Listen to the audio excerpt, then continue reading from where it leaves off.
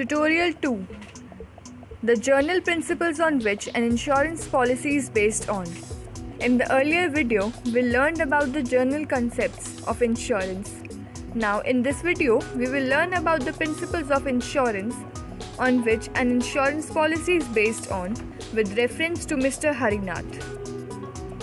First, principle of Ubirime Fidei, utmost good faith. It means utmost good faith. It means that there should be trust and faith between the insurer, insurance company, and insured, Mr. Harinath. Both should provide true and correct information regarding the matters of insurance.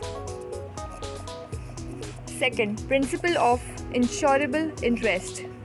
Example: let's say Mr. Harinath owns a cab.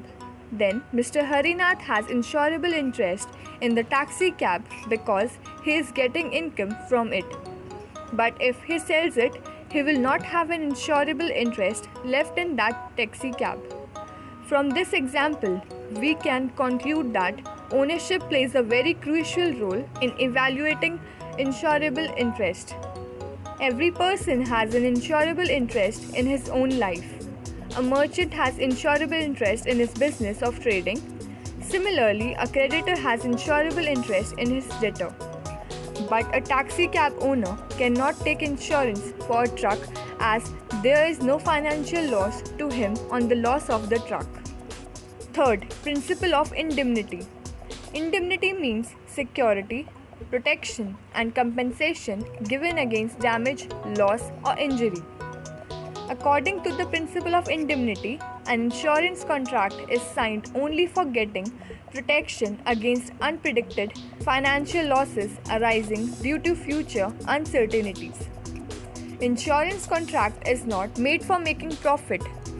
Its sole purpose is to give compensation in case of any damage or loss. In an insurance contract, the amount of compensation paid is in proportion to the incurred losses.